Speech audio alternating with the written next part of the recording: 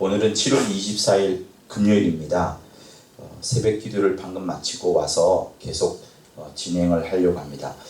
새벽 기도 때 했던 설교 파일을 여러분들이 꼭 같이 함께 들어주셨으면 좋겠습니다. 왜냐하면 이해를 더 원만하게 할 수 있기 때문에 그러합니다.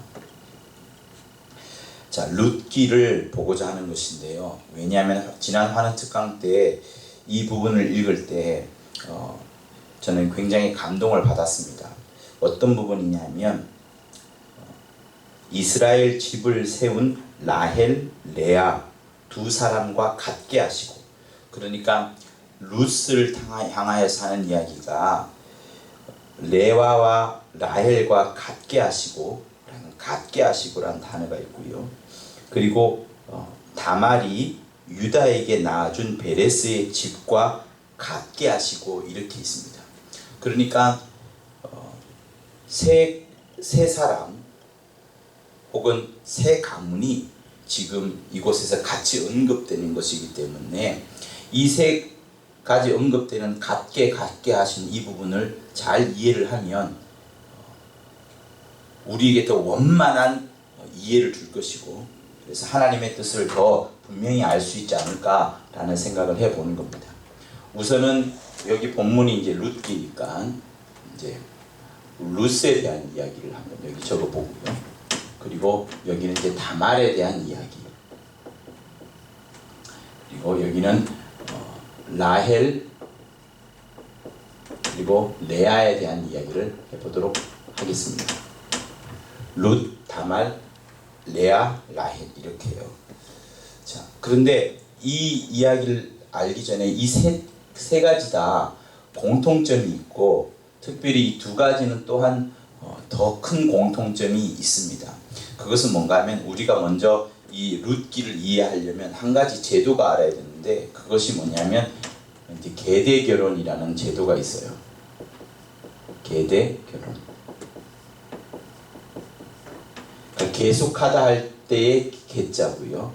대를 한 세대, 두 세대, 세 세대 할 때 그 대자가 이 대자입니다. 그러니까 계대 결혼은 평소에 우리가 알고 있는 그런 남자와 여자가 젊은 청년과 또 처녀가 만나는 그런 결혼이 아니라 대를 이어가기 위한 특수한 결혼을 말하는 겁니다.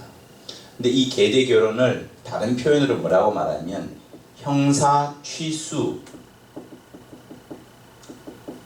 형사취수제라고도 합니다. 형이 죽었을 때에 취할 취자, 형수를 취한다는 제도예요. 그러니까 이 이름만으로 표현하자면 좀 어색합니다. 동생이 형의 아내를 취한다는 그 말이 좀 어색하고 기분이 좋지는 않은 그런 의미예요. 그렇지만 아마 계대 결혼을 가장 잘 쉽게 직설적으로 표현하는 것이 이것이 아닌가라는 생각을 해봅니다. 계대 결혼은 고대에 여러 나라에 있었고요. 특히 고구려 시대에 또 부여에도 있었던 제도들이고, 우리나라 말고도 여러 나라에 있어 왔던 제도들입니다. 그런데 성경에는 이 계대 결혼을 하나님께서 신명기를 통하여서 율법으로 정해버리죠. 여러분, 율법으로 정했다는 것은 매우 중요합니다. 중요한 것은 하나님께서 그리 하셨기 때문에 중요하다는 것을 말하는 거예요. 율법으로 정했기 때문에 움직일 수 없는, 변개시킬 수 없는 것을 말하는 겁니다. 그러니 하나님께서는 형이 죽었을 때 동생으로 하여금 형수를 취하여 한 그 이유가 큰 뜻이 스며들어 있습니다. 이 계대 결혼을 영어로는 levirate 이렇게 하고요. 또 이런 법을 렉스, 또 레비라트스 이렇게 표현하기도 합니다.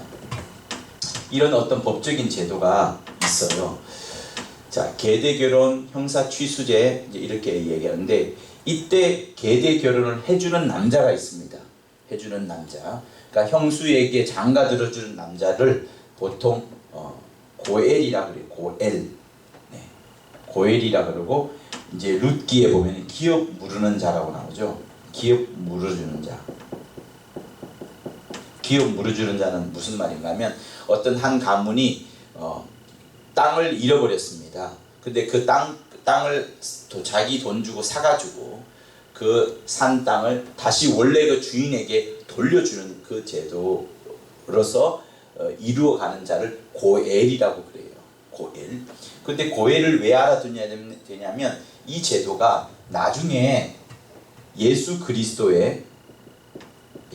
그리스도 되심과 연결이 되기 때문에 이 단어를 알아두는 것이 좋습니다.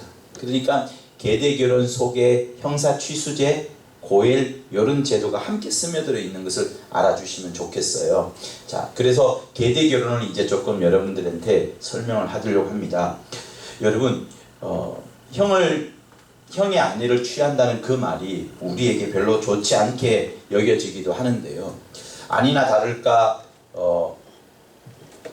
그 칼빈이라는 이 종교계 학자는 우리에게 뭐라고 했냐 그러면 이 다말 사건에 대해 일어났던 그 사건을 놓고서 부정적인 것이고 그리고 윤리를 깨뜨린 것이고 또 심지어 이거는 다말의 복수극이다, 다말의 사기극이다 이렇게 말하면서 창세기 38장을 좋지 않게 보았습니다.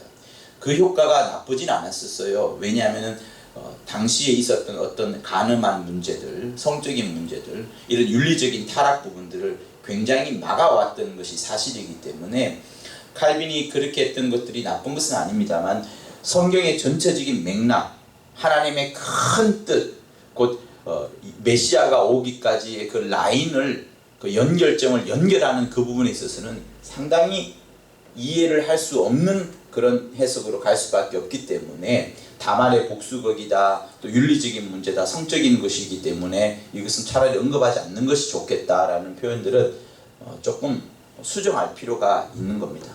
자, 우선 계대결혼에 대해서 한번 보고자 하는데요. 계대결혼은 성경에도 많이 나옵니다.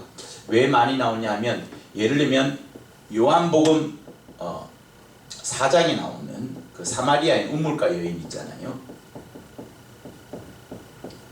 우물가 여인한테 예수께서 다가가서 내 남편을 데리고 오라 이렇게 말씀을 할 때 그 사마리아 여인이 내 남편이 없습니다 라고 말을 하고 5 남편이 있었지만 지금 있는 남편도 내 남편이 아니다 라고 이제 예수께서 말씀을 하시지요.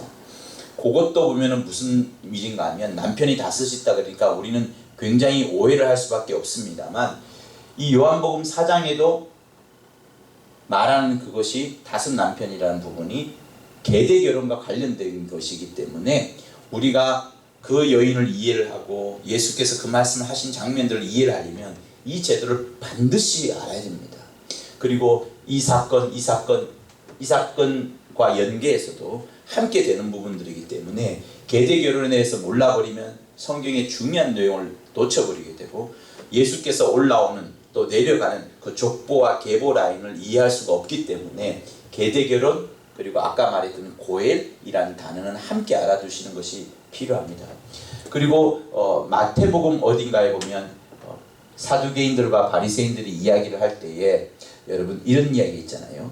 부활했을 때에 첫째 형이 죽었는데 그 다음에 형수를 둘째가 취했고 다 이렇게 자식이 없이 결혼을 하다가 이제 마침내 부활하면 누구의 아내가 되겠느냐라는 말을 할 때 그때에도 역시 계대결혼과 관련된 장면입니다.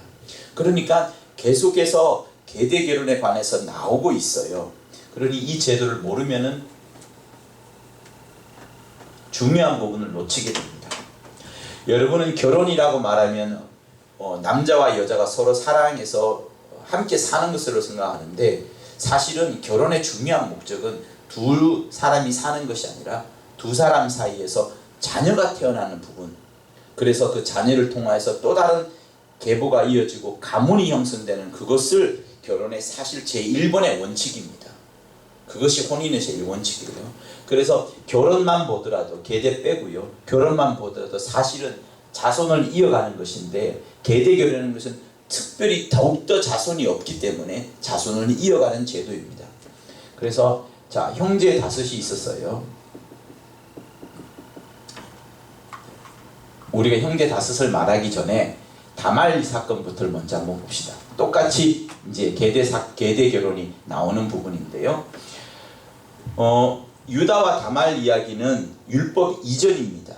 율법 이전이기 때문에 형사 취수제, 계대 결혼이라는 그 신명기의 말씀이 나오기 이전의 스토리입니다.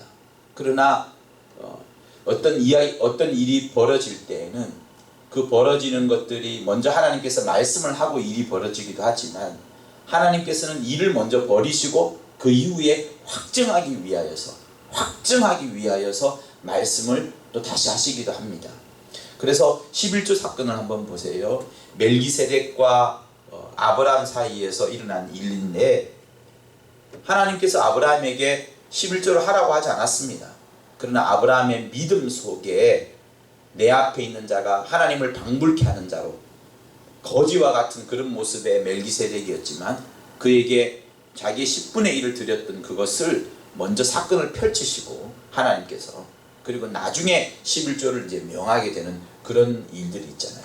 그러니까 마찬가지로 이 유다와 다말 이야기도 그것과 같습니다. 먼저는 사건을 벌이시고 나중에 하나님께서 우리에게 자세하게 설명을 해주는 그런 부분이죠. 자, 유다하고 결혼한 사람이 누군가 하면 수아라는 사람이에요. 유다하고 결혼한 이 수아도 가나안 여자입니다. 가나안 여자. 이방인이에요. 그리고 유다와 수아 사이에서 태어났던 아들이 이제 3명이 되죠. 첫 번째가 엘, 두 번째가 오난, 그리고 세 번째가 셀라 이렇게 됩니다. 근데 엘이 누구랑 결혼했냐 그러면 이제 다말하고 결혼을 합니다. 다말도 역시 가나안 여자예요.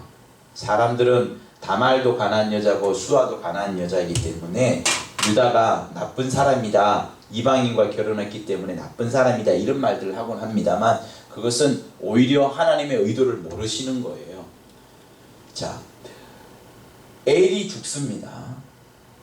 엘이 죽었어요.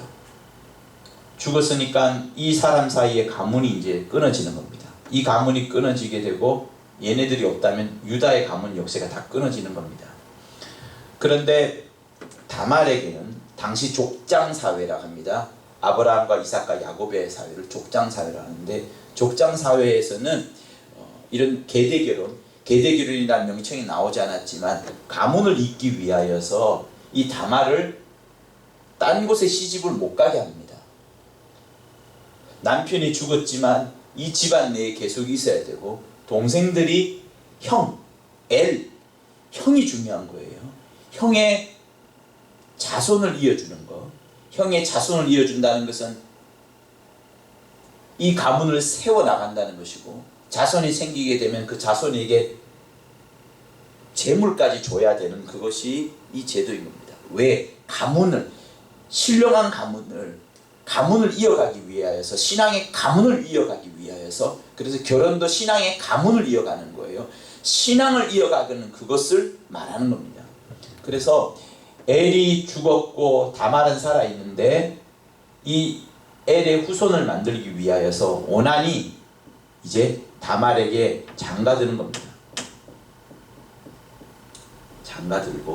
장가들어서 이것을 이제 계대결혼이라고 하는 거예요. 자, 이렇게 해서 장가를 들어서 아이가 생기잖아요. 아이가 생기면 아들이 생기면 그때 이 오난은 자유로워집니다. 그 아들의 이름은 누구 것이 되냐면 형의 자손이 되는 거예요. 형의 이름을 따오는 겁니다.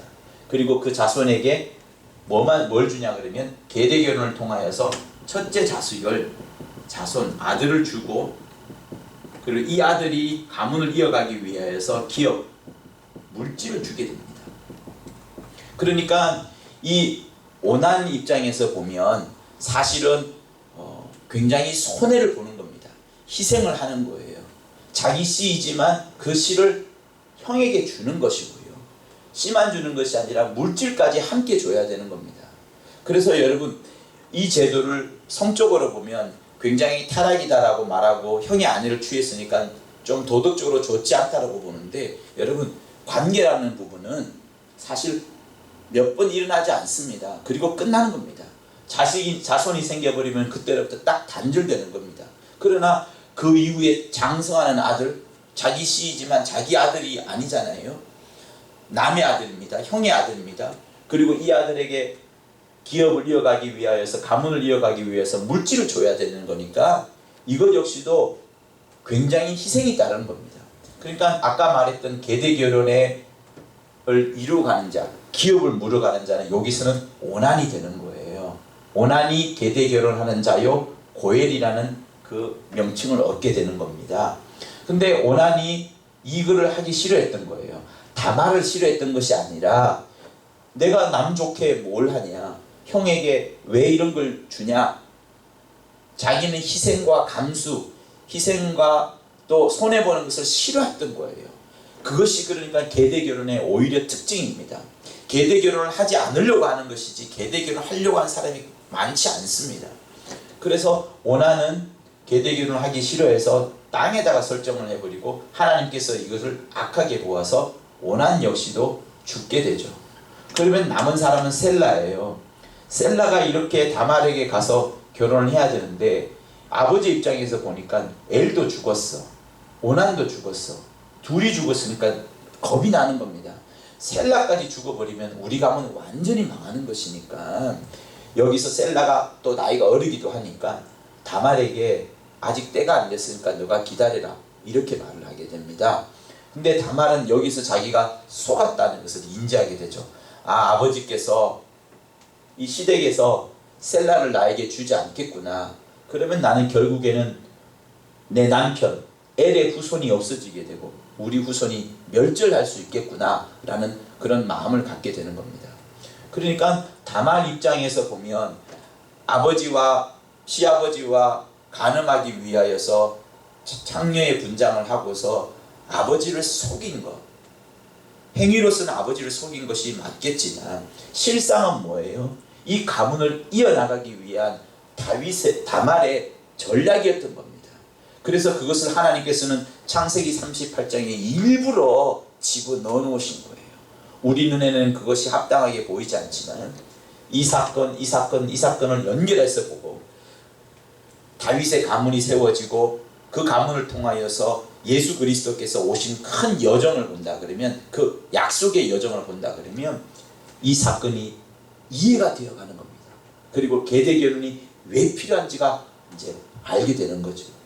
자, 그래서 다말이 이제 셀라의 씨도 못 얻게 되니까 이 가문이 멸절하게 됩니다. 그래서 다말이 딥나에서 이제 분장을 하고 유다를 속이게 되고 유다와 관계를 맺게 되죠. 이렇게 관계를 맺습니다. 그래서 유다와 다말 사이에 이제 두 아들이 쌍둥이가 나와요. 첫째가 누구냐 하면 세라. 여기는 세라고 여기는 셀라예요. 다릅니다. 여기는 베레스. 영어로 페레즈라 그래서 베레스의 뜻이 찢어버리다, 다투다, 막 악의 다툼을 하다는 그 뜻입니다. 그러니까 형이 나오려고 하는 것을 베레스가 잡아 당겨 가지고 얘가 머리는 먼저 나왔고 손은 얘가 먼저 나와요. 다말의 태중에서 손이 먼저 나와 가지고 홍사를, 붉은 줄을 이 세라의 손에 묶었더니 나중에 머리가 먼저 나온 것은 베레스가 먼저 나왔고 그 이후에 손목에 붉은 줄을 꼈던 세라가 나중에 나온 겁니다. 그러나 얘를 형이라고 하는 거예요. 그리고 얘를 이제 동생이 되는 겁니다. 베레스에 대한 가문의 이야기가 어디 나오느냐 하면 이제 룻기 4장 마지막 절에 베레스의 세계는 이러하니라. 베레스는 헤스론을 낳고 헤스론은 람을 낳고 암미나답을 낳고 암미답은 나손을 낳고 나손은 살몬을 낳고, 자 이렇게 내려가다가 쭉쭉쭉 내려가다가 살몬을 낳고 나옵니다. 그리고 살몬이 누구를 낳냐 그러면 이새를 낳게 되고, 이새가 누구예요? 다윗의 아버지잖아요. 다윗이 이새가 다윗을 낳게 됩니다. 이렇게 내려가다가 다윗 밑에 또 누가 나와요? 쭉쭉 내려가다가 이제 예수께서 오시잖아요. 그죠? 이런 라인이 이어지는 겁니다. 그런데 여러분 살몬이 누군 줄 아세요? 살몬은 기생 라합이죠. 기생 라합의 남편입니다. 자, 어쨌든 지금 룻기 4장의 마지막 부분은 베레스의 세계가 이렇게 이어진다. 예수 요까지예요. 이렇게 이어진다는 것을 말합니다. 그러니까 요 제도가, 요 세계가 있음으로 인하여서 나중에 사무엘 상이 넘어가게 되고 사무엘 하가 넘어가게 되고 하면서 마침내 다윗이 등장하는 그 직전에 있는 장면, 그 직전에 있는 가문이 베레스 가문인 거예요. 이것이 이제 룻기 4장에 나오고, 요 가문이 나중에 올라가 보면 이렇게 다말에까지 이어지는 겁니다. 그래서 룻기 4장에 있는 그 라헬과 레아 두 사람의 집과 같게 하시고, 다말이 유다에게서 낳아준 베렛의 집과 같게 하시고 하면서 이 룻기에 대한 설명이 이제 나오는 거예요. 자, 계대 결혼을 잘 한번 생각해 보세요. 그 계대 결혼을 하면서 대를 이어가는 결혼입니다. 대를 이어가는 결혼이니까 유다와 다말이 계대 결혼을 합니다. 이것도 역시 계대 결혼이에요.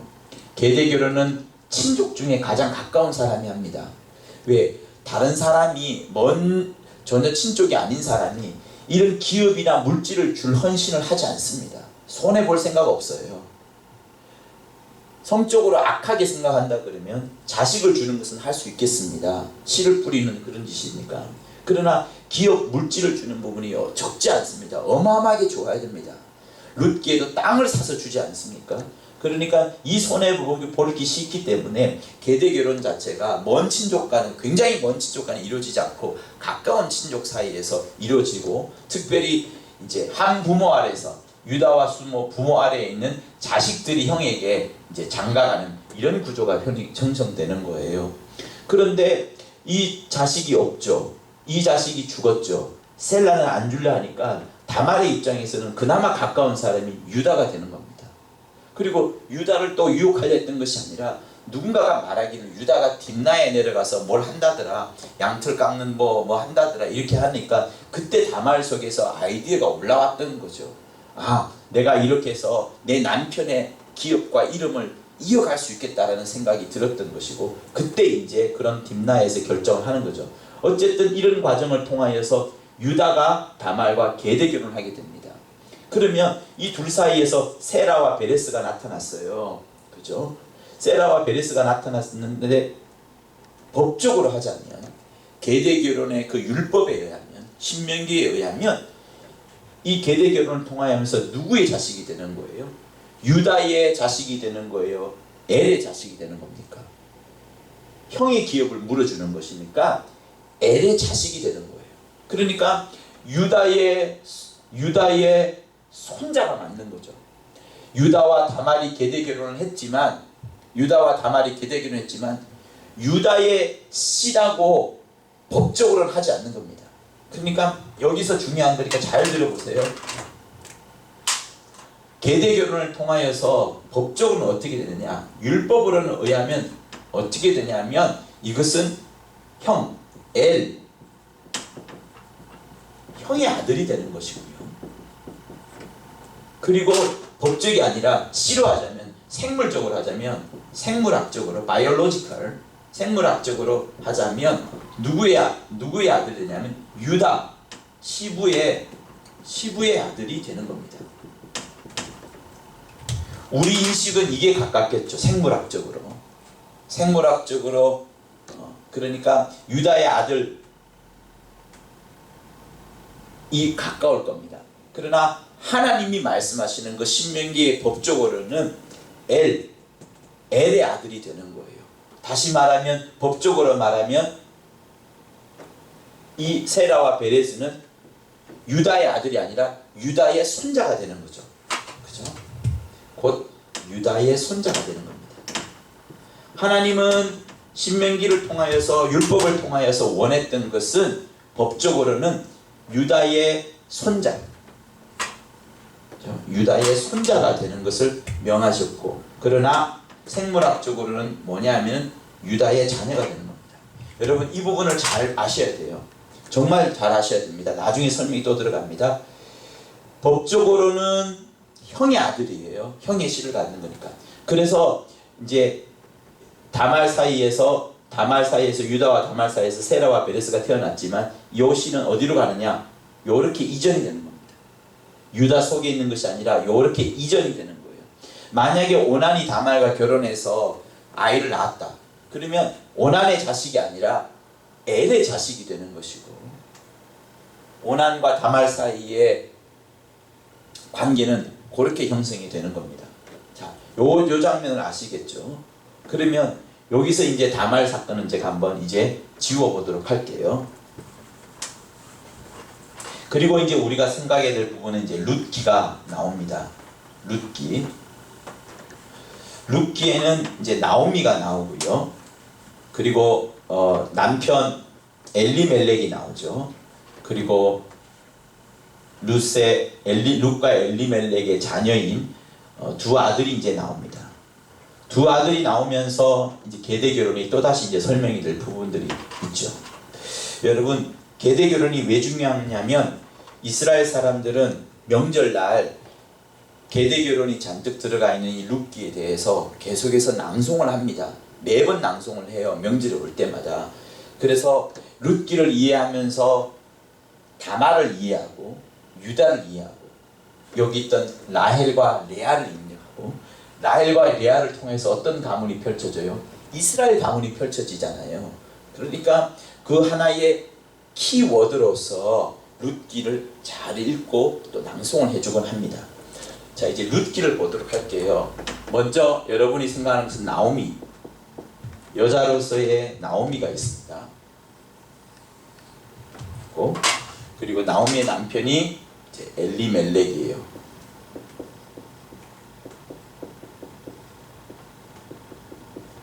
엘리멜렉.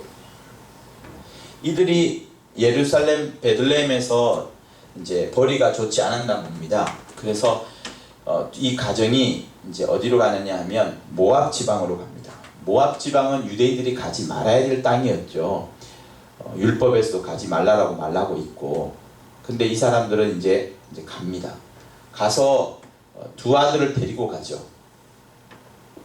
말론과 기럨, 이 두 아들을 이제 데리고 갑니다. 말론이 형이에요. 말론을 기억하기 쉬우려면 메론 있죠, 메론을 생각하시면 됐습니다. 그래서 말론과 기럨이 있어요. 근데 기럨이랑 결혼하는 누가 결혼하냐 그러면 이제 오르바가 결혼하죠. 오르바. 그리고 말론과 결혼하는 사람이 이제 룻입니다. 오르바. 이렇게 결혼을 하는데 모압에서 다 죽습니다. 엘리멜렉이 죽고요, 말론이 죽고요, 기럨이 죽습니다. 그래서 세 과부가 모압에서 고향 땅도 아니니까 너무 힘들게 살잖아요. 그래서 이제 다시 베들레헴으로 다시 돌아오기로 합니다. 베들레헴이 그때 조금 이제 풍족해졌죠. 그런데 돌아올 때 나오미가 말을 합니다. 예, 며느리들아, 내가 너희들에게, 이 당시에도 역시 계대 결혼이 있었어요. 너희들에게 형제를 주어가지고 너희들에게 자식이게끔 해서 가문을 이어가도록 해야 되는데 내가 이미 늙지 않았느냐, 내가 결혼을 할 수도 없고, 결혼을 혹시 한다 하더라도 자식이 생길지도 미지수고, 자식이 생긴다 하더라도 그가 나이가 너무 어릴 것이기 때문에 너희들하고 결혼하기가 힘들다라는 말을 룻기 1장에서 이야기를 합니다. 그러니까 이때에도 이미 인식 속에 남편이 없이 죽어버렸을 때, 자손이 없을 때 이들에게 꼭 결혼을 시켜줘야 된다는 그 풍습이 당연히 있었던 거예요. 계대 결혼이 만연했던 겁니다. 그런데 그 이야기를 했을 때 오르바는 알겠습니다. 그럼 저는 모압 사람이니까요. 이 사람도 모압 사람, 룻기도 모압 사람. 아까 다말에게서 보았던 다말은 모압 사람이 아니고 가나안 사람입니다. 그리고 유다가 결혼했던 수아도 가나안 사람이고요. 신기하게도 이방인하고 결혼을 하죠. 이방인하고 결혼하는 것이 나쁜 것 아닙니다. 하나님께서는 계속해서 이방인들에게 관심을 두고 있다는 것을 말하는 거예요. 그래서 둘 다 모압 사람입니다. 아마 엘리멜렉과 말론과 기럨, 나오미가 모압에 갔을 때 괜찮은 사람들을 만났고 결혼했겠죠. 어쨌든 이 사람들에게 고향 땅으로 이제 가려고 하니까 할 때 이제 너희들 나를 따라오지 마라라고 말하고 계대 결혼에 대해서 이야기를 해줬지만 오르반은 모압으로 이제 갑니다. 고향으로 돌아가죠. 떠나가게 돼요. 그러니까 여기서도 이제 지워도 됩니다. 그리고 남는 것은 이제 누구냐면 나오미가 룻을 데리고 룻과 함께 이제 고향 땅으로 돌아가는 겁니다. 자, 이런 와중에 있어요. 근데 이때 이제 누구를 만나게 되냐면 보아스라는 사람을 만나게 됩니다. 아마 보아스는 엘리멜렉과 먼 친척이었을 것 같아요. 친족이었으니까 어떻게 이렇게 되다가 이 정도 라인 혹은 이 밑에 라인 아니면 이 정도 라인에 이제 좀 되겠죠. 여기에 이제 누군가 하면 보아스가 있어요. 보아스가 있었고 보아스 말고도 또 다른 한 사람이 있었습니다. 그러니까 룻과 나오미 입장에서 보자면, 말론의 입장에서 보자면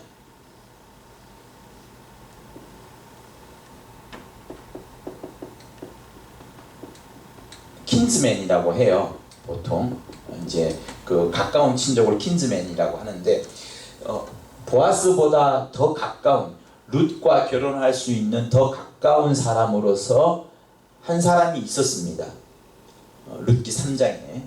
근데 이 사람이 기업 물을 자로서 계대 결혼할 자로서의 자격을 포기합니다. 그래서 이렇게 가지 않아요. 이렇게 가는 것을 포기합니다. 대신에 이후에 보아스가 가게 되죠. 그러니까 아까 여기서 여러분들에게 쓰드렸던 것처럼 계대 결혼이라는 것은 성관계는 몇 번 이루어지지 않습니다. 그거는 즐거운 것도 아니고 나쁜 것도 아니고 아무것도 아닙니다. 문제는 그 이유입니다. 자식이 태어나게 되고 그 자식에게 재산을 줘야 되고 여러 가지 신경을 써야 되는, 계대 결혼은 희생이 따르는 거예요. 희생과 손해가 다른 겁니다. 마치 예수 그리스도께서 우리 인류를 당신의 피를 주고 사셨던 것처럼 당신의 피에 대한 엄청난 희생과 손해가 미리 깃들어 있는 하나의 그것이 제도가 고엘이라는 제도, 기업 무르는 자, 그리고 이 기업 무른 제도로서의 계대 결혼, 이것이 있는 거예요. 그러니까 유다와 다말 사건에 있어서는 그 아까 형들 오난과 셀라가 기업 물을 자로, 계대 결혼을 할 자로, 고엘이죠. 정확하게는 고엘이 될 자였는데 그것을 하지 못하니까 다말이 전략을 짜가지고 유다를 고엘로 만들어 갔던 거죠. 그래서 그와 계대 결혼하게 되는 건데, 역시 유다 역시도 굉장한 희생과 손해가 있었던 겁니다. 희생과 손해가 있었던 거예요. 그것 없이 유다가 하진 것이 아닙니다. 그러니까 이 제도라는 것은, 계대 결혼이라는 것은 대를 잇기 위하여서 다른 어떤 사람이 그 손해를 엄청나게 봐야 되는 것이니까 그것이 굉장히 먼 친족에게는 갈 수가 없고 가까운 사람, 더 가까운 사람, 그러니까 내 형, 내 동생에게 이제 넘어가는 그런 거예요. 그래서 여기서 보면 킨즈맨이 또 한 사람이 있었습니다. 그런데 이 사람이 여기 나오는 룻, 모압 여자하고 결혼을 해야 된다는 사실, 그리고 모압 여자에게 땅을 줘야 된다는 사실, 자신을 줘야 된다는 사실에서 이제 킨즈맨이 포기하게 되죠. 땅을 사주는 것은 하려고 했었어요. 그러나 이 모압 여인 룻과 결혼하는 부분, 그래서 자식을 낳아주는 부분에서는 내가 손해가 많을 것이다 라고 생각을 해서 결국엔 이 킨즈맨이 포기를 합니다.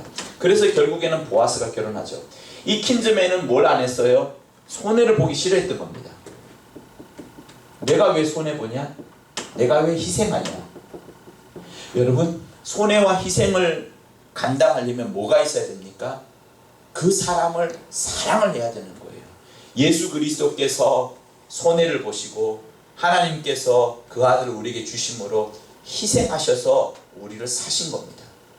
그러니까 이것을 달리 말하면 하나님 아버지께서 세상을 이처럼 사랑하사 독생자를 주셨으니 라고 말씀하시는 것처럼 손해와 희생에는 무엇이 있느냐?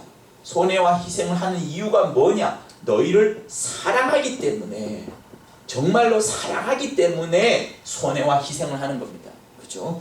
그러니까 이 킨즈맨은 보아스보다 더 가까웠던 킨즈맨은 손해와 희생 보는 것을 싫어했던 거예요. 다시 말하면 이 가문을, 나오미와 룻 이 가문을 사랑할 수가 없었던 겁니다. 그런데 보아스는 어떤 인물이었느냐? 손해와 희생을 감당해서라도 이 가문을 사랑했던 사람입니다.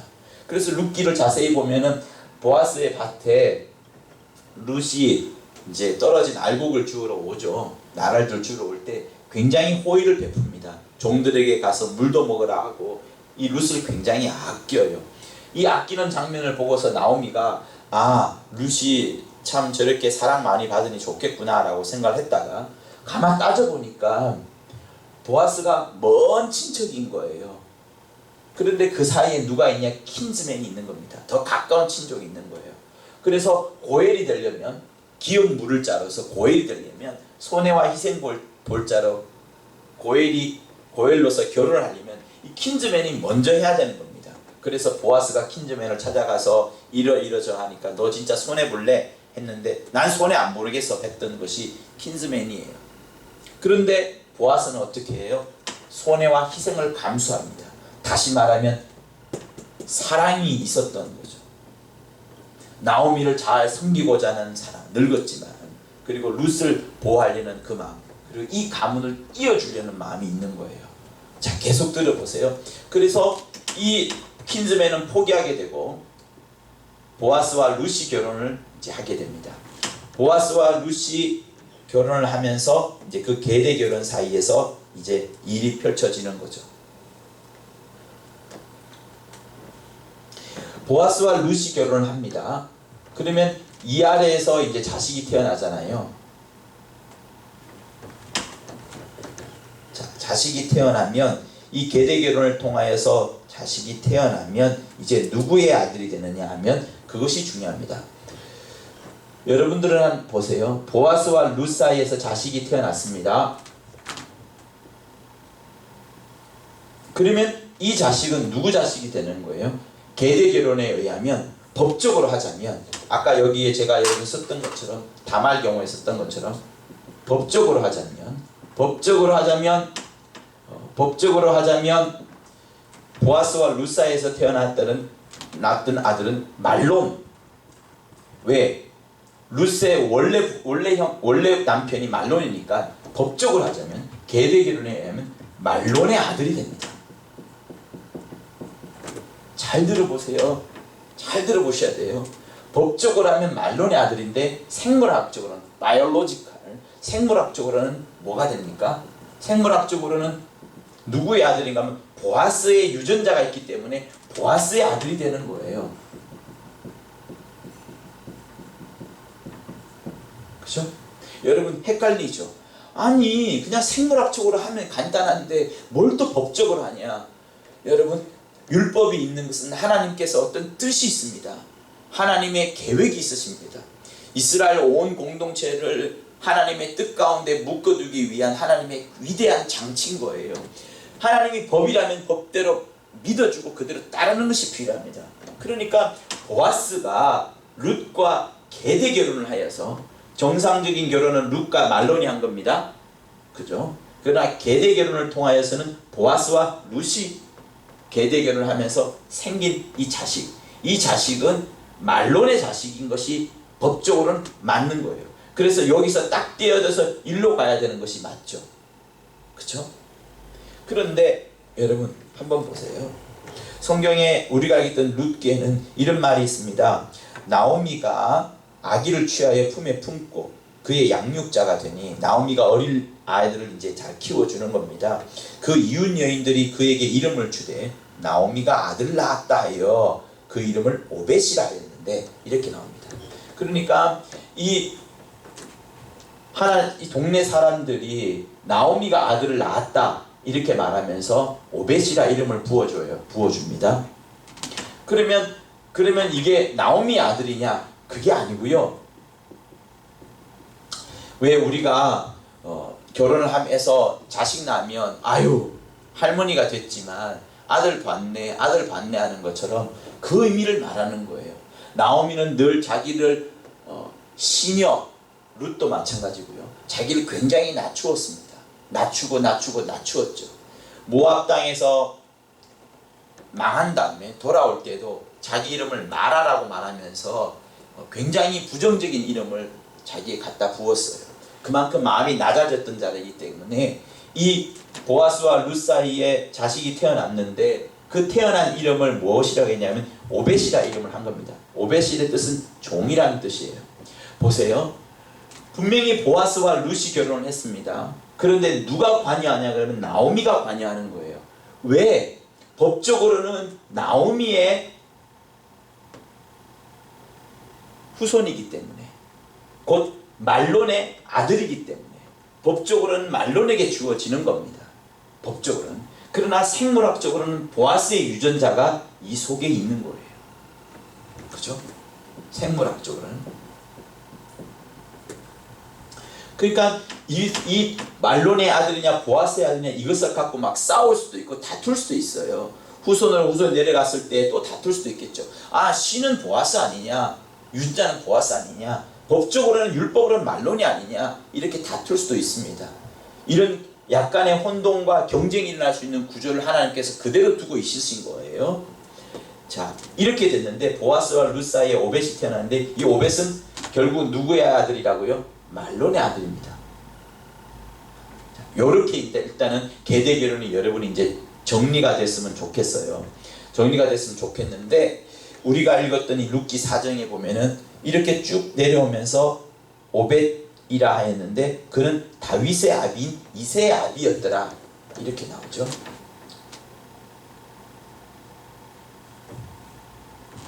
오벳, 이새, 다윗, 이렇게 됩니다. 그러니까 이런 라인을 통하여서 결국은 다윗이 나오게 됐으니까 이 가문에 대해서 이스라엘 민족들은 깊이 생각하는 것이고, 그러니까 계대 결혼이 얼마나 중요한 것인가를 생각해야 되는 것이고, 결국에는 이 라인을 통하여서 하나님의 아들 예수까지 이어지는 거니까 사실은 하나님의 위대한 경륜이 있는 것이고, 이 라인이 어디까지 더 올라가요? 다말에까지 올라가지 않습니까? 왜? 다말 가문에서 베레스가 나오고, 베레스가 누구에게 이어지냐면 보아스에게 이어지잖아요. 베레스가 보아스에게 이어집니다.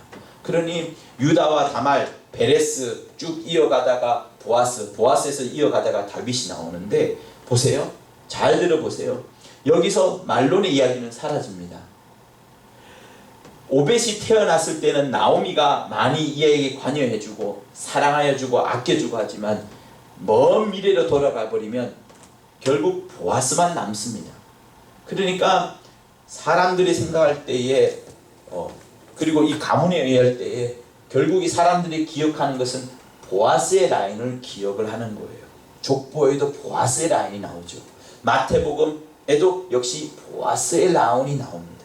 그러나 율법은 여전히 말론의 아들을 말합니다. 다말 같은 유다와 다말 사건 같은 경우에는 첫째인 엘의 아들로 기억을 합니다. 그러나 나중에 기록되는 것은 뭐냐면 율법을 뛰어넘는 실제 생물학적인 이것으로 기록이 됩니다. 자, 그래서 이 사실에서 여러분 우리가 한번 봐야 될 것은 또 한 가지 뭐가 있냐 그러면, 보아스가 아버지가 아까 누구라 그랬어요? 보아스의 아버지는 살몬입니다.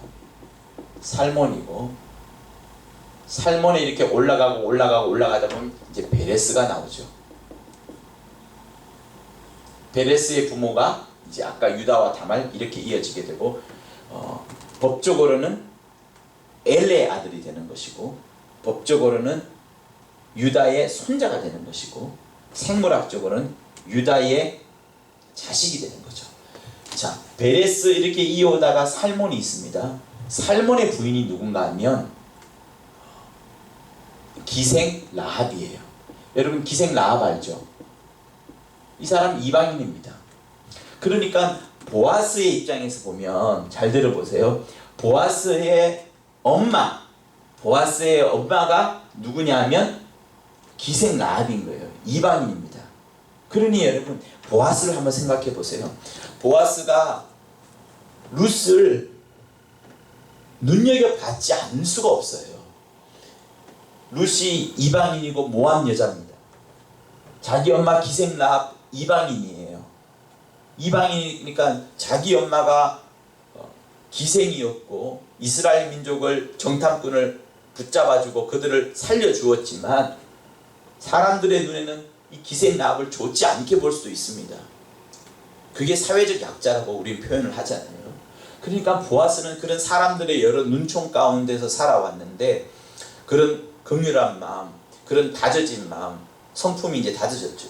자기 엄마를 보면서 다져져 있다가 룻을 바라볼 때에 이방인으로서 그가 수고하는 모습, 그리고 효성이 지극한 모습, 이미 결혼을 했지만 이 대가 끊겨버린 이런 여러 가지 상황들을 보면서 이 보아스는 마음에 굉장히 사랑하는 마음, 애틋해하는 마음, 긍휼히 여기는 마음이 충만했던 겁니다.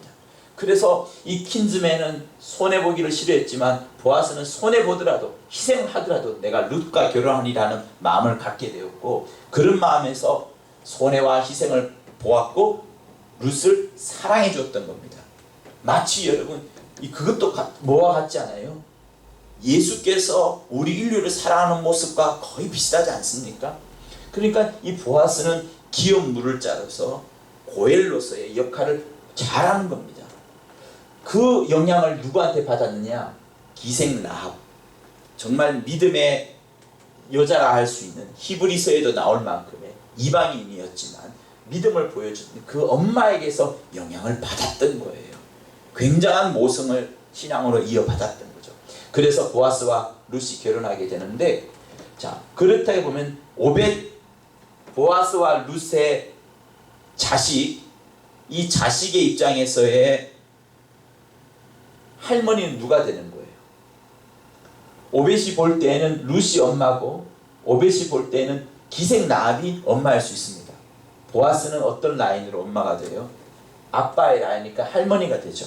그런데 법적으로 하면 누가 아버지예요? 말론이 아버지입니다. 그러니까 할머니가 나오미인 거예요. 오벳의 입장에서는 할머니가 두 명인 겁니다. 나오미도 자기 할머니, 기생 라합도 자기 할머니. 그러니까 이 오벳이 또 신앙의 영향을 받습니다. 나오미의 그 성품을 이어받고 또 다른 할머니인 기생 라합의 성품을 이어받습니다. 그리고 룻의 입장에서는 또 뭐가 돼요?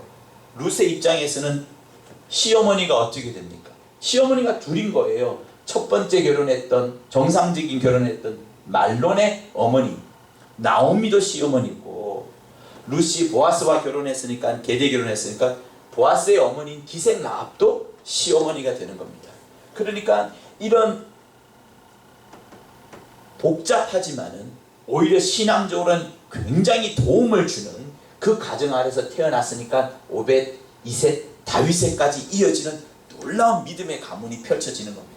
그래서 성도 여러분, 우리는 지금 기도를 많이 합니다. 새벽에도 기도하고 철학 때도 기도하고 여러 번 기도하지만 기도가 흩어지지 않습니다. 기도는 쌓이고 쌓였다가 비록 내 자식이 예수 안 믿는다 할지라도 그 자식의 후대에 있어서 이런 믿음의 가문, 믿음의 용사, 하나님이 쓰시는 위대한 자가 나올 수 있는 겁니다. 그래서 내 기도는 사라지지 않고 내 기도는 계속된다는 사실들을 여러분 아시고 끊임없이 자기 영혼을 축복하고 자기 자식들의 영혼, 그 후손들까지 계속 믿음이 흘러갈 수 있도록, 그래서 이 계대 결혼이 뭐예요? 대를 이어가는 결혼, 가문을 통하여서 계속해서 신앙이 이어갈 수 있도록 하는 그 장치가 역시 또한 결혼 속에 있는데, 계대 결혼을 통하여서도 믿음의 가문이 계속해서 뻗어나갈 수 있도록, 그래야지 하나님께서는 자기의 믿음의 자녀들이 많이 생기는 겁니다. 전도를 통하여서도 가문을 초월해서도 우리가 복음을 전해야 되겠지만, 가문에 전파해주는 이 복음 전파가, 복음 전도는 매우 중요한 겁니다. 그래서 기도할 수 있고 육신의 자녀이지만 그 육신의 자녀가 잘 되기를 바람으로 영적 자녀로서의 가문이 뻗어갈 수 있도록 기도하는 것이 그 이유가 아니겠어요? 그러니까 이런 과정을 통해서 겪는 겁니다. 오벳의 할머니는 두 사람이었다. 기생 라합과 나오미였다. 룻의 시어머니도 역시 두 사람이었다. 그죠? 요 사실을 함께 알아주기를 바라고요. 자, 이렇게 해서 여러분들에게 계대 결혼이 이제 조금 설명이 되셨으면 좋겠습니다. 계대 결혼이라는 것이 대를 이어가는 결혼이지만 형의 아내를 취한다는 그 명칭상에서는 조금 우리에게 거부감이 오기도 하고 또 좀 답답함이 있기도 하지만 어색하고 도덕적으로 좀 안 맞는 것 같긴 하지만 그러나 하나님께서 이 두 장치를 이미 이렇게 예수께서 오시기까지 다윗의 가문이 형성되기까지 중요한 장치로서 연결하고 있다는 부분들을 여러분들이 알아주셨으면 하는 겁니다. 자, 그리고 나서 이제 마지막 가문인 이제 라헬과 레아가 나와요. 라헬과 레아는 누구의 남편입니까? 아브라함과 이삭과 야곱 중에 야곱이 남편이 되는 거죠. 그렇죠? 야곱이 남편이 되어서 이 두 사람과 결혼을 합니다. 자, 한번 그려볼게요. 야곱이 이렇게 있습니다. 야곱이 두 사람과 결혼해요. 먼저는 레아랑 결혼을 합니다. 그리고 여기에 이제 라헬이 결혼하겠죠. 원래 야곱이 좋아했던 사람, 유일하게 사랑했던 사람은 라헬이에요. 첫눈에도 반했고 정말로 아꼈죠. 그런데 어쨌든 잠자리에서 일어나 보니까 레아가 들어와 있었고, 레아가 들어와 있었던 이유를 말하기를 삼촌 라반이 우리 가문의 전통이 그렇다. 형을 내버려두고 동생이 먼저 결혼하는 법이 없다. 그래서 레아를 넣은 것이다 했고, 그래서 야곱이 7년을 더 수고하고 총 20년을 수고하죠. 수고해서 두 사람을 얻게 됩니다. 두 사람 중에 이 사람을 더 사랑했지만 레아가 형인 거예요. 그죠? 그리고 레아의 속에서 여러 자식들이 나옵니다. 레아가 몸종이 또 있죠. 몸종을 통해서도 또 자식들이 둘 정도 나와요. 라헬에게는 자식이 없습니다. 이상하게 생기지 않았어요. 그래서 라헬이 굉장히 슬퍼했고, 라헬이 먼저 몸종을 두게 됩니다. 몸종을 두면서 몸종에게서 자식이 나오고, 몸종에서 자식이 나온 이후에 라헬에게 자식이 생기죠. 그 자식이 누구냐? 요셉, 위대한 인물 요셉, 그리고 베냐민을 낳다가 라헬이 죽습니다. 베냐민을 낳고 라헬이 죽으면서 베들레헴에서 라헬을 묻어요. 라헬을 묻은 곳이 베들레헴입니다. 정확하게는 베들레헴 가는 길이죠. 가는 길에서 라헬을 묻습니다. 장사를 지냅니다. 그러니까 야곱의 마음속에는 늘 라헬이 묻어있는, 워낙 사랑했으니까 라헬이 묻어있는, 자기 몸의 반쪽이라 할 수 있는 라헬을 늘 그리워하면서 베들레헴을 그리워하는 거예요. 항상 베들레헴. 아브라함과 이삭과 야곱이 뭡니까? 하나님께서 이스라엘이란 이름을 주잖아요. 그러니까 야곱을 늘 생각하는 이스라엘 민족은 항상 어디를 보는 거예요? 베들레헴을 보지 않을 수가 없는 겁니다. 자, 이런 라인을 통해서 예수께서 베들레헴에 태어난 이유가 있고, 또 이 라인을 통해서 누가 또 태어났어요? 다윗이 이곳에서 태어나죠. 아까 여기 그려놨던 가문. 자, 제가 여기 이름을 쓰진 않았지만 여러 자손들이 있습니다. 뭐 르우벤도 있고, 그 다음에 시므온도 있고, 유다도 있고, 뭐 이렇게 줄줄줄 내려가죠. 르우벤이 장자이지만 유다가 나중에 받죠. 시므온이 둘 번째이지만 역시 유다가 받습니다. 르우벤이 못 받은 이유는 성경책에 여러 개 또 나오고, 그것보다는 이제 지금은 우리가 계대 결혼을 하는 거니까 요것부터 설명을 먼저 한번 드리도록 하겠습니다. 두 사람이 있어요. 몸종 빼고 두 사람이 있습니다. 레아와 라헬이 있어요. 둘 다 야곱의 사랑받기를 굉장히 원했습니다.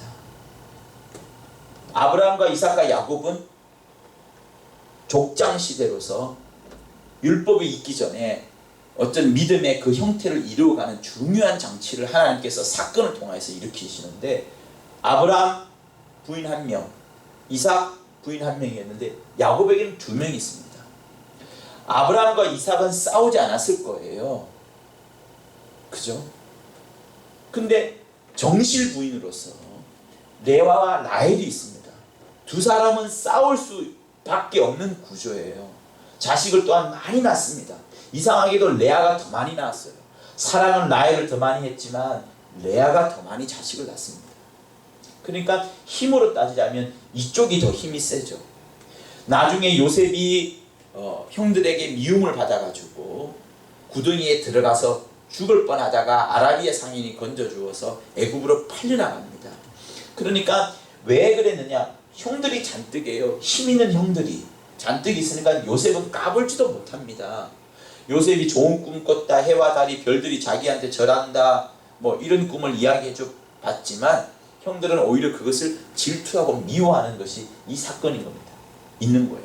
그러니까 이 구조를 한번 보자면 레아와 라헬이 끊임없이 경쟁하는 것으로 보여요. 여러분, 경쟁을 잘못하게 되면 분쟁이 됩니다. 분쟁을 잘못하면 어떻게 돼요? 이스라엘의 가문이 멸절하는 거예요. 하나님께서 이스라엘 가문이 멸절하기를 원할까요?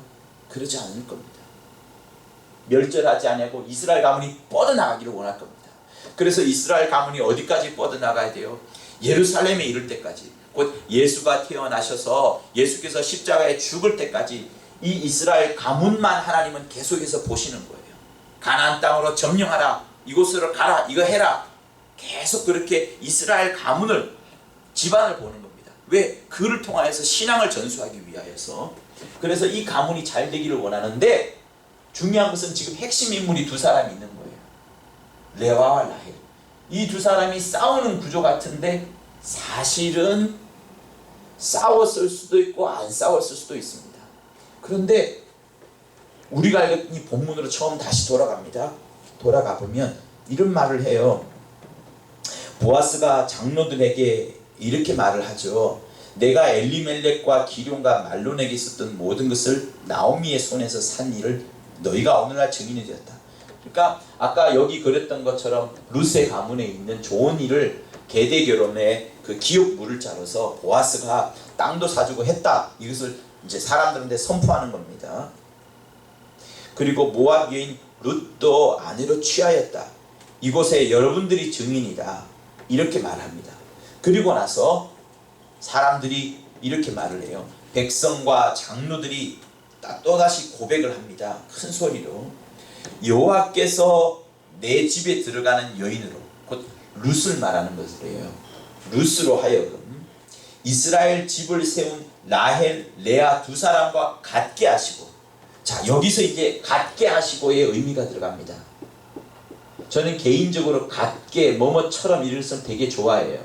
왜냐하면 뭐뭐 같게는 이 A라는 사건과 B라는 사건을 이어주게 되고 이 두 사이에 공통점을 주면서 한 것이 이해되지 않을 때 이것을 통해서 이해가 될 수 있기 때문에, 그리고 두 번의 강조를 하는 거기 때문에 매우 중요한 단어입니다. 근데 여기에는 같게가 세 번이나 나오는데 룻으로 하여금 룻이 보아스와 결혼한 그 장치 제도가, 그것이 유다와 다말과 같고 라헬과 레아가 야곱과에 있었던 그가 같고를 말하는 겁니다. 그러면 여기서 한번 보세요. 이스라엘 집을 세운 라헬과 레아와 두 사람과 같게 하시고, 이스라엘 집을 세운이라고 합니다. 가문을 세웠다는 거예요. 그리고 다말이 유다에게 낳아준 베레스의 집과 같이 그 집을 또한 세운으로 나옵니다. 모두가 다 집을 나오는 거예요. 그 가문, 족보, 그 가문 세 개를 말하고 있습니다. 그러니까 레아와 라헬이 싸운 것 같지만 사실은 싸운 것이 아니라 이스라엘 가문 때문에, 이스라엘 가문을 세우기 위하여서 이 두 사람이 싸웠기보다는 약간의 경쟁을 하겠죠. 그러나 분쟁으로 번지기 이전에 이 사람들은 서로의 이스라엘 가문을 세우기 위해서 엄청 노력을 하는 겁니다. 수고를 했던 거예요. 그래서 이 아래 가문이 계속 흘러나오는 것이고, 마침내 요셉을 통하여서 먼저 애굽으로 보내시고, 하나님께서 애굽으로 이 모든 가족이 가게끔 하고 여기서 엄청난 민족을 이루도록 하는 위대한 역사가 있었던 거죠. 그 이전에 누가 있었냐? 레아와 라헬이 싸우지 않았던 거예요.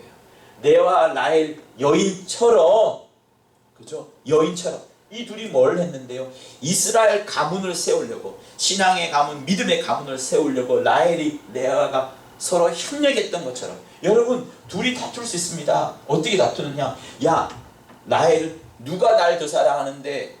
야곱이 누가 더 사랑하는데? 야곱은 나를 더 사랑해. 너 알지 않냐? 웃기지 마. 결국 자식은 내가 더 많잖아. 둘이 충분히 싸울 수 있습니다. 야곱은 어쨌든 일방적으로 라헬을 좋아했어요. 그러나 자식으로 보자면 이쪽입니다. 그렇죠? 그리고 여기서 예수가 어느 라인을 통해서 흘러나와요? 요셉이 아니라 유다 라인을 통해서 흘러나옵니다. 우리가 창세기 39장 그 이후부터 보자면 요셉의 가문이 오히려 잘 되는 것 같아요. 요셉이 예수의 어떤 원형인 것처럼, 모형인 것처럼 보여집니다만 결국에는 하나님께서 유다 라인을 통해서 옵니다. 여기서도 하나님의 어떤 일방적인 경륜과 섭리가 들을 수 있는데 그것은 내려놓고 어쨌든 이스라엘 가문을 세우기 위해서 레아와 라헬이 다투지 않았다는 거예요. 사랑으로 하자면 야곱이 했던 그 사랑으로 하자면 누구를 더 사랑했어요? 야곱의 입장에서는 가장 사랑한 사람, 아까도 베들레헴에 라헬을 묻으면서 그토록 애통했던 것처럼 사랑으로 하자면 라헬이 부인으로 여기서 봅니다. 그런데 법적으로 하자면 레아가 먼저인 거예요. 레아가 먼저인 겁니다. 율법이나 어떤 제도로 하자면 레아가 먼저인 겁니다.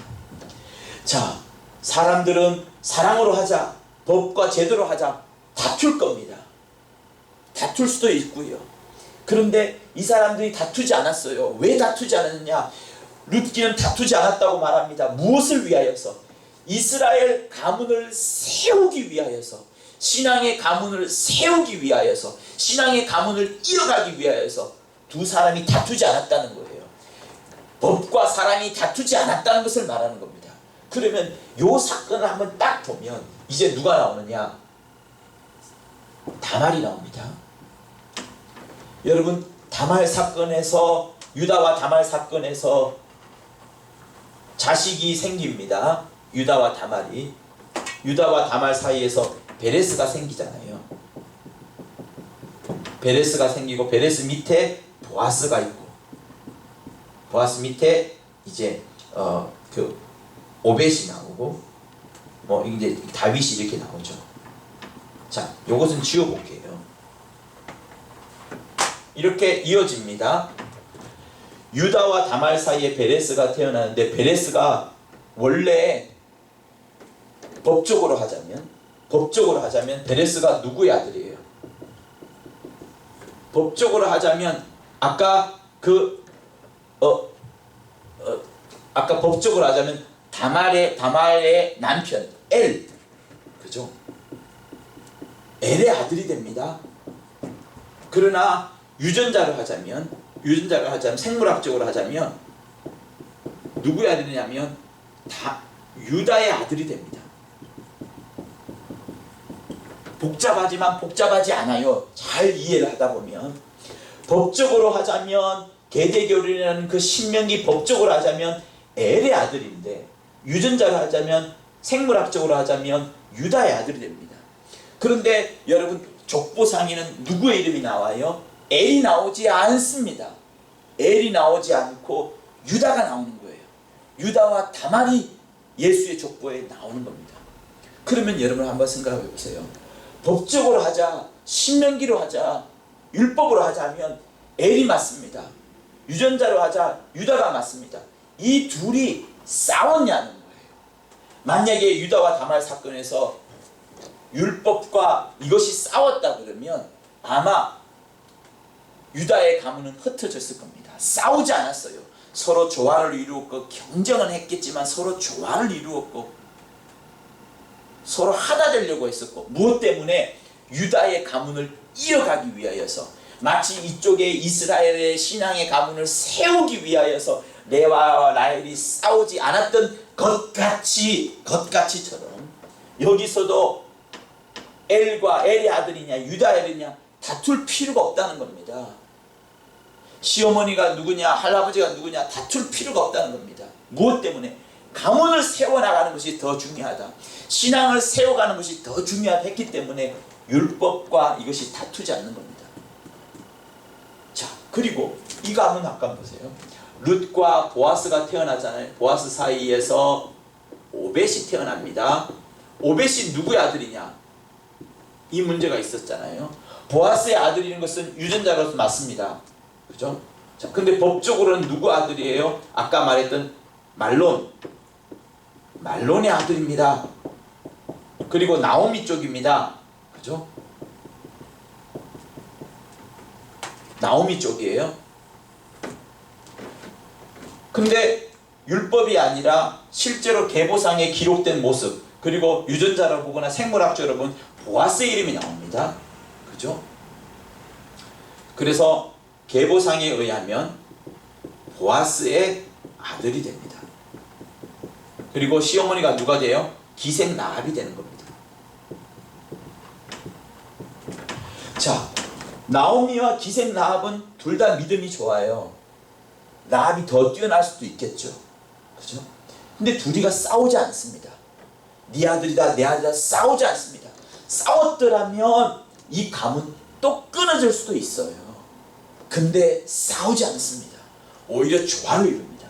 그러니까 율법이라는 부분, 계명이라는 부분을 뛰어넘어서 보아스의 아들로서 족보는 기록했던 것처럼 이쪽도 뭐예요? 엘의 아들이 실상은 법적으로 맞지만 유다의 아들로 기록되어서 족보가 기록되어졌던 것처럼, 사랑으로 하자면 라헬이 맞지만 법으로 하자면 레아가 맞는데, 이 라인은 싸우지 말고 우리가 조화를 이루자. 무엇을 위해서? 신앙의 가문을 세우기 위하여서. 이것도 역시 신앙의 가문을 세우기 위해서 베레스로부터 이어지고 보아스로부터 이어지고 계속해서 다윗에부터 이어지고 이 끝까지 내려가는, 예수에게까지 내려가는 신앙에 이어지기 위하여서, 신앙을 잇기 위하여서 이런 장치가 있는 겁니다. 그리고 여기도 마찬가지죠. 둘이가 싸우지 않습니다. 율법과 믿음, 율법과 사랑이 싸우지 않는 거예요. 율법이 있었으니까 사랑이 귀한 것이 확인되었고, 율법이 없이는 사랑이 귀하다는 것이 확인이 되지 않습니다. 그러니까 율법과 복음이 조화를 이루는 놀라운 사건이 이 룻기에 들어가 있고, 이 여러 사건들 속에 있는 겁니다. 그러면 여러분 한 가지 생각해 봅시다. 왜 하나님께서 이렇게 율법과 복음, 율법과 사랑, 율법과 어떤 것들이 다투지 않고 이렇게 해오면서 이렇게 큰 역사를 일궈내는 이유가 무엇일까요? 계대결혼이 뭡니까? 계대결혼의 중요한 내용이 뭐라고 했어요? 결혼을 통하여서 자손을 낳는 겁니다. 대를 이어가자는 결혼인 거예요. 이어가는 겁니다. 무엇을 이어가는 겁니까? 그 중간에 이어가기 위해서 뭐가 있어야 돼요? 후손이 필요한 겁니다. 후사가 필요한 거예요. 그래서 이 전체적인 그림은 또한 뭐하고 연결되냐 그러면 하나님의 의도의 제1의도 후사론하고도 연결되는 거예요. 하나님께서 그 아들을 사랑하셔서 만유를 지으시고 그 만유의 후사로 아들을 정했는데, 아들은 내가 아버지와 동등되기 싫습니다.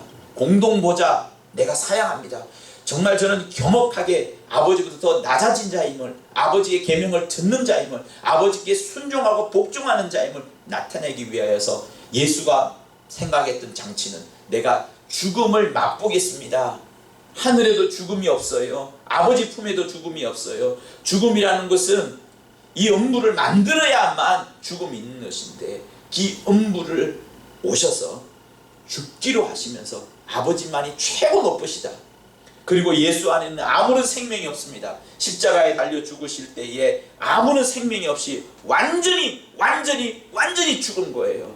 자기의 모든 생명은 우리에게 주었고 인류에게 주었고, 예수의 피를 가졌으며 그 피를 믿는 자에게 다 주었고, 예수의 생명은 다 주었고, 예수의 생명은 이제 완전히 끝나버렸습니다. 물속에 장사된 것처럼 십자가로 인하여서 완전히 장사되어 버렸는데, 하나님 아버지의 생명, 하나님 아버지의 생명으로 예수께서 부활하신 거예요. 예수께서 부활하기 전까지는 예수께서는 아버지께 모든 것을 의탁하고 맡겼던 겁니다. 아버지께 모든 것을 맡겼던 부분들이 그 십자가에서 달려 돌아가시는 그 모습인 거예요. 그래서 그가 육체로 있을 때 이런 기도를 한 겁니다. 자기를 죽음에서 능히 구원하실 아버지에게 심한 통곡과 눈물로 간구와 소원을 올렸고 그를 경외하심을 인하여 들으심을 얻었느니라. 이렇게 말씀을 하는 겁니다. 성도 여러분, 그러니까 후사론이 가문의 신앙의 가문을 이어가는 것과 연결되고 그 연결되는 것이 또 이렇게 펼쳐지는 것이고 이 귀한 일들이 룻기 4장에 나오는 것이고 룻기 4장을 언급하신 것이 지난 일주일 전이죠. 환원 특강 마지막 부분에 우리 모두가 다 시므온과 함께 읽었던 룻기 4장인 겁니다. 그래서 여러분들이 첫째는 계대결혼, 형사 취수제에 대해서 오해하지 말 것과 결혼이라는 것은 자녀를 낳는 중요한 장치임을, 그래서 그 자녀를 통하여서 믿음의 가문을 계속해서 이어가려고 하는 그것이란 사실, 그리고 이렇게 해서 하나님은 계속해서 우리에게 놀라운 일들을 서로 싸우지 않고요, 율법과 복음이 싸우지 않고 조화를 이루어가고 내와 나의 일이 싸우지 않고 어쨌든 가문을 세워가려고 이스라엘의 가문, 유다의 가문, 그리고 보아스의 가문, 베레스의 가문을 계속해서 세워가려 하시는 이런 놀라운 장치들을 여러분 생각해 보시면서 여러분의 후손들을 위하여서 계속 기도하시는 여러분들이 되셨으면 하는 겁니다. 할렐루야. 네, 이렇게 해서 강의를 마치도록 하겠습니다.